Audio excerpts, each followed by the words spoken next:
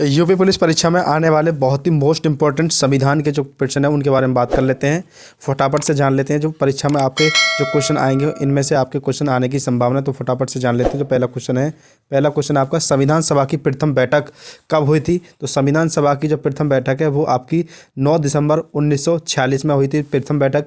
तो दोस्तों next question है उसके बारे में जान लेते हैं। जो नेक्स्ट क्वेश्चन है आपका, संविधान सभा के अस्थायी अध्यक्ष के रूप में किसे नियुक्त किया गया था?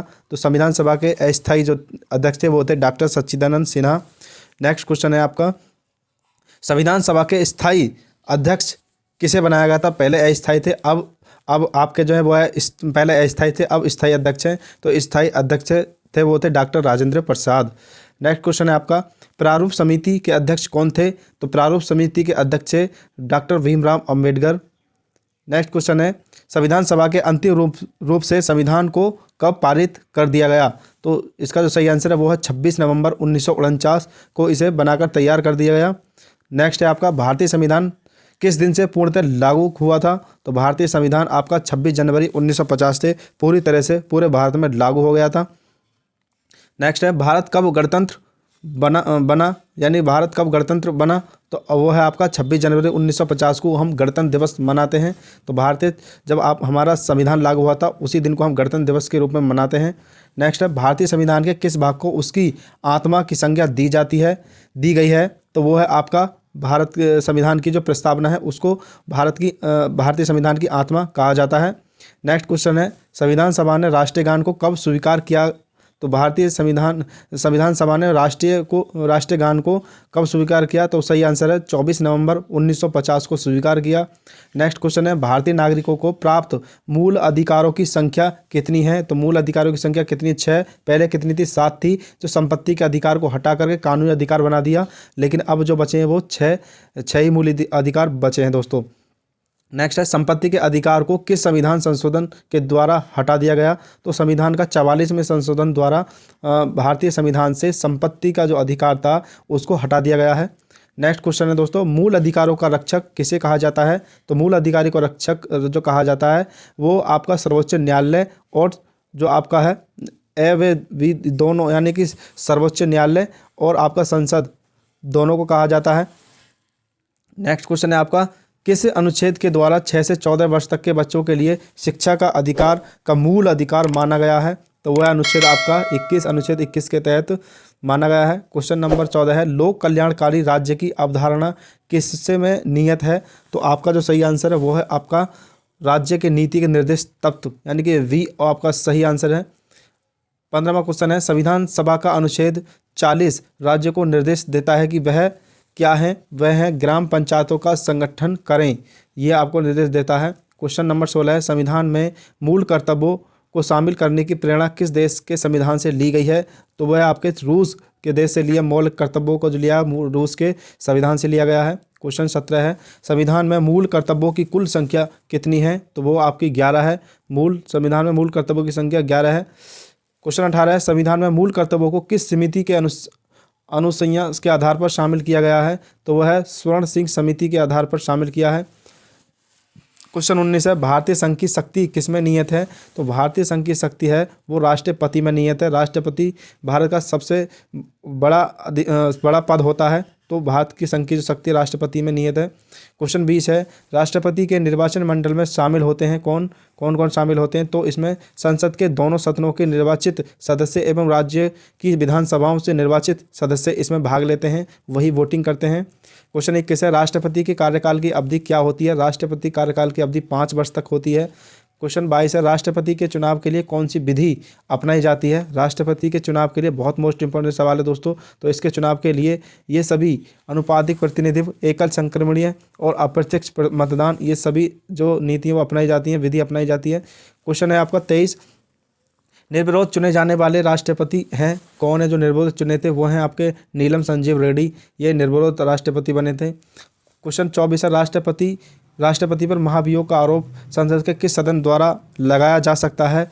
तो वो आपका ऑप्शन है संसद के किसी सदन द्वारा लगाया जा सकता है, तो ऑप्शन सी आपका ठीक है। क्वेश्चन 25 है आपका, भारतीय सेनाओं का सर्वोच्च सेनापति कौन होता है? तो वो है आपका सही आंसर राष्ट्रपति।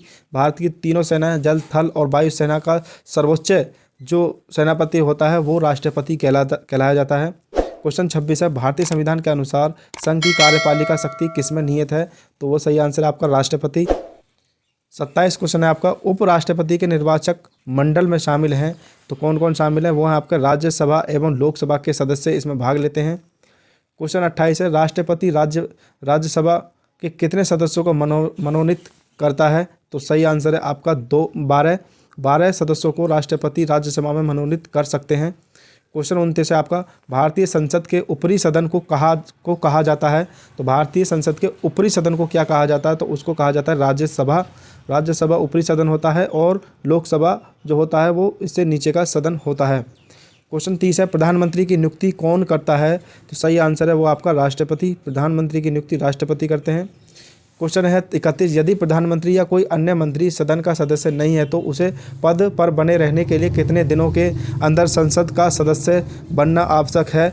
तो मोस्ट इंपॉर्टेंट क्वेश्चन है वो आपका 6 माह में बनना आवश्यक है।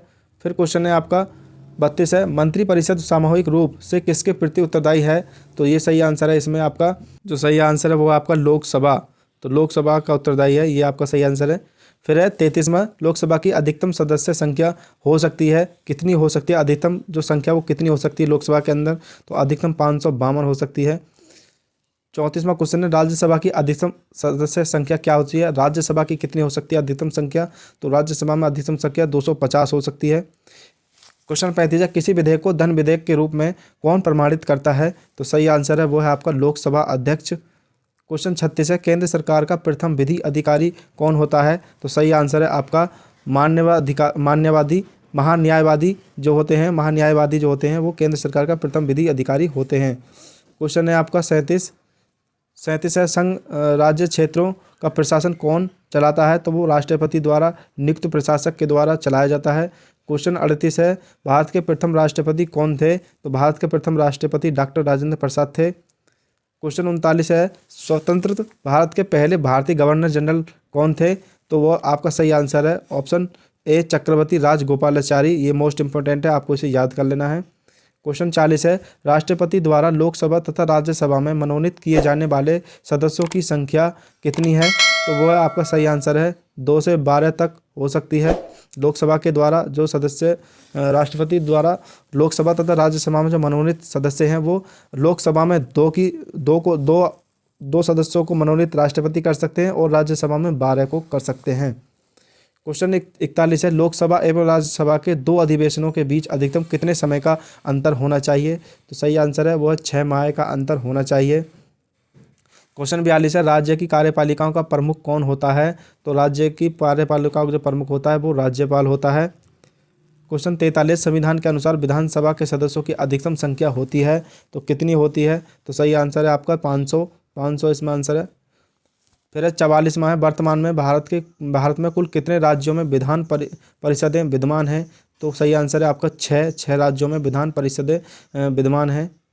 क्वेश्चन 45 है, राज्य का मंत्रिमंडल सामूहिक रूप से किसे प्रति उत्तरदायी होता है? तो आपका जो सही आंसर है वो है आपका विधानसभा। क्वेश्चन 46 है, विधानसभा का वर्ष में कम से कम कितने अधिवेशन होने अनिवार्य हैं? विधानसभा में एक वर्ष में कितने अधिवेशन होने अनिवार्य हैं? तो सही आंसर है आपका 2 अधिवेशन होने अनिवार्य हैं। क्वेश्चन 47 है, किस राज्य में विधानसभा सदस्यों की संख्या सर्वाधिक है? तो वह है आपका जो सही आंसर है वो उत्तर प्रदेश में विधानसभा सदस्यों की संख्या सर्वाधिक है, यानी कि जो उत्तर प्रदेश में सबसे ज़्यादा विधानसभा सदस्यों की संख्या है दोस्तों। फिर है आपका 48, जम्मू कश्मीर राज्य को किस अनुच्छेद के अंतर्गत विशेष राज्य का दर्जा प्राप्त था लेकिन अब ये ख़त्म कर दिया गया है? तो इसे आपको नहीं पढ़ना है, लेकिन हम बता दें जो विशेष दर्जा था तो अनुच्छेद 370 के तहत इसे विशेष दर्जा प्राप्त था, लेकिन अब इसको हटा दिया गया है। 49वां है, भारत का नियंत्रक एवं महालेखा परीक्षक किसके द्वारा नियुक्त किया जाता है? तो सही आंसर है वो आपका राष्ट्रपति के द्वारा। क्वेश्चन 50 है, भारत का उच्चतम न्यायालय कहाँ अवस्थित है? तो वो है आपका ऑप्शन नई दिल्ली में है। 51 है, भारत के सर्वोच्च न्यायालय में न्यायाधीशों की कुल संख्या कितनी है? तो वो है आपकी 34 होने चाहिए, जिसमें एक मुख्य न्यायाधीश एवं 34 न्यायाधीश वर्णित वर्णन अनुच्छेद 124 के तहत, अनुच्छेद 124 के तहत सर्वोच्च न्यायालय में न्यायाधीशों को चुना जाता है, और जो कुल संख्या है वो 34 है, जिसमें एक मुख्य न्यायाधीश होते हैं। टोटल 35 है दोस्तों। क्वेश्चन 52 है, सर्वोच्च न्यायालय के मुख्य न्यायाधीशों की नियुक्ति कौन करता है? तो इसका सही आंसर है वो है राष्ट्रपति। राष्ट्रपति के द्वारा मुख्य न्यायाधीशों की नियुक्ति की जाती है। क्वेश्चन 53 है, उच्चतम न्यायालय के न्यायाधीशों का कार्यकाल है, तो कितना कार्यकाल होता है? वो आपका 65 वर्ष की आयु पूरी होने तक वो उनका कार्यकाल बना रहता है।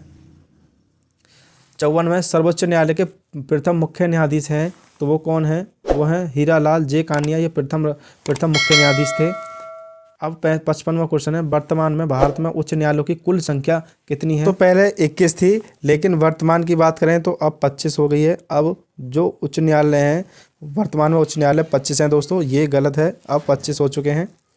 नेक्स्ट बात लेते हैं, उच्च न्यायालय के मुख्य न्यायाधीशों की नियुक्ति कौन करता है? उच्च न्यायालय के मुख्य न्यायाधीशों की जो नियुक्ति है वो राष्ट्रपति के द्वारा की जाती है। क्वेश्चन 57, उच्च न्यायालय के न्यायाधीशों को कार्यकाल की सीमा कितनी होती है? उच्च न्यायालय के न्यायाधीशों कार्यकाल की जो सीमा होती है वो अपनी उम्र के 62 वर्ष पूरे होने तक होती है दोस्तों।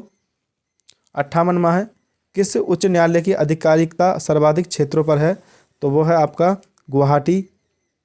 क्वेश्चन 59 है, किस उच्च न्यायालय में सर्वाधिक संख्या में न्यायाधीश कार्यरत हैं? तो वो है आपका इलाहाबाद। क्वेश्चन 60 है, संविधान के किस अनुच्छेद के द्वारा राष्ट्रपति को सर्वोच्च न्यायालय से परामर्श मांगने का अधिकार प्राप्त है? तो वह है आपका अनुच्छेद 143। क्वेश्चन 61 है, किस केंद्र शासित प्रदेश का अपना उच्च न्यायालय है? तो किसका है इन चारों में से? तो वह है इनमें से किसी का भी नहीं है दोस्तों। 62 है, राष्ट्रपति राष्ट्रीय आपातकाल की घोषणा किन स्थितियों में कर सकते हैं? तो वो है आपका सही आंसर, ये सभी या तो युद्ध का माहौल हो, या बाहर से आक्रमण हो, या सशस्त्र विद्रोह अंदर देश के अंदर हो, तो इन सभी स्थितियों में आपातकाल की घोषणा राष्ट्रपति के द्वारा की जा सकती है। क्वेश्चन 63 है, भारत में अब तक कितनी बार राष्ट्रीय आपात की घोषणा की जा चुकी है? तो सही आंसर है 3 बार हो चुकी है दोस्तों। 64वां क्वेश्चन है, भारत में राष्ट्रपति की अनुच्छेद के अंतर्गत देश में राष्ट्रीय आपात की घोषणा करता है? किस अनुच्छेद के अंतर्गत देश में राष्ट्रीय आपात की घोषणा की जाती है? तो अनुच्छेद आपका 352 के तहत की जाती है। क्वेश्चन 65 है, संविधान के किस अनुच्छेद के आधार पर राज्यों में सर्वाधिक तंत्र की विफलता का राष्ट्रपति शासन लगाया जा सकता है? तो सही आंसर है आपका अनुच्छेद 356। क्वेश्चन है आपका 66, राज्यों में राष्ट्रपति शासन की अधिकतम अवधि है, कितने दिन तक राष्ट्रपति शासन राज्यों में लगाया जा सकता है? तो वो सही आंसर है आपका 3 वर्ष। 67वां क्वेश्चन है, संविधान के किस अनुच्छेद के आधार पर देश में वित्तीय आपात की घोषणा की जा सकती है? तो सही आंसर है आपका अनुच्छेद 360 के तहत। क्वेश्चन 68 है, संसद द्वारा अनुमोदन के बाद किसी राज्य में राष्ट्रपति शासन एक बार में कितने समय तक के लिए लागू किया जा सकता है? तो सही आंसर है वो आपका 6 माह तक किसी राज्य में राष्ट्रपति शासन लागू किया जा सकता है। 69वां क्वेश्चन है, राज्य में राष्ट्रपति शासन लगाने की स्थिति में कितनी दिनों के अंदर उसकी संसद से स्वीकृति आवश्यक है? तो वो सही आंसर है आपका 60 दिन। क्वेश्चन 17, दल बदल से संबंधित कानून का उल्लेख किस अनुसूची में है? तो वो है आपका दल बदल आपका 10वीं अनुसूची में है। 71 में संविधान द्वारा कितनी भाषाओं को मान्यता प्रदान की गई है? तो संविधान के द्वारा आपको 22 भाषाओं की मान्यता प्राप्त की गई है। 73वां क्वेश्चन है 73वां संविधान संशोधन संबंधित है, किस चीज़ से संबंधित है? आपका पंचायती राज से संबंधित है। क्वेश्चन 73, वित्त आयोग के गठन का प्रावधान किस अनुच्छेद में है? तो वो है आपका अनुच्छेद 280 में है। क्वेश्चन 74, योजना आयोग का प्रधान अध्यक्ष कौन होता है? तो योजना आयोग का ये मोस्ट इंपोर्टेंट क्वेश्चन है दोस्तों, और ये होते हैं प्रधानमंत्री। क्वेश्चन 75, भारत में प्रथम योजना आयोग का गठन कब किया गया था? तो आपका सही आंसर है वो है आपका 15 मार्च 1950 में। क्वेश्चन है 76 है, राष्ट्रीय विकास परिषद की स्थापना कब की गई? तो सही आंसर है आपका 1952 में की गई। क्वेश्चन 77 है, भाषा के आधार पर गठित भारत का पहला राज्य का नाम है? तो पहला जो राज्य बना था, भारत का जो पहला राज्य बना था, जब राज्यों की शुरुआत हुई, राज्यों को बनाया गठन किया गया, तो पहला जो राज्य था वो था आपका आंध्र प्रदेश। क्वेश्चन 78 है, बलवंत राय मेहता समिति का गठन किया गया था, मोस्ट इंपोर्टेंट क्वेश्चन है दोस्तों, तो वो है आपका पंचायती राज व्यवस्था से। क्वेश्चन 79 है, भारत में सर्वप्रथम 2 अक्टूबर 1959 को पंचायती राज व्यवस्था का शुभारंभ किया गया। यह कहाँ से शुरू हुआ था? तो ये आपका नागौर राजस्थान से शुरू किया गया था। क्वेश्चन 80 है, स्वतंत्र भारत में प्रथम निर्वाचन आयुक्त कौन थे? तो प्रथम निर्वाचन आयुक्त थे वो थे आपके Sukumar Sen. Most important question है आपका। क्वेश्चन 81 है, पहले वित्त आयोग का गठन 1951 में किया गया। इसके अध्यक्ष थे, तो इसके जो अध्यक्ष थे वो थे आपके केसी नियोगी। क्वेश्चन 82 है, पंचायतों के चुनाव हेतु निर्णय लेने का अधिकार किसे प्राप्त है? तो वो सही आंसर है आपका चुनाव आयोग को। क्वेश्चन 83 है, सरकारी का आयोग का संबंध है? तो वो है आपका केंद्र राज्य संबंधों से। क्वेश्चन 84 है, संसद द्वारा देश में सूचना पाने का अधिकार संबंधी विधेयक का पारित किया गया। तो वह सही आंसर है आपका जून 2005 में। तो दोस्तों ये थे मोस्ट इंपॉर्टेंट संविधान से प्रश्न जो आपकी परीक्षा में पूछे जा सकते हैं। दोस्तों ऐसी ही वीडियो पाने के लिए प्लीज़ चैनल को सब्सक्राइब करें, बेल आइकन को दबा दें ताकि जो हमारी वीडियो होगी आप तक पहुंच सकें। इस वीडियो में इतना ही। थैंक यू, धन्यवाद।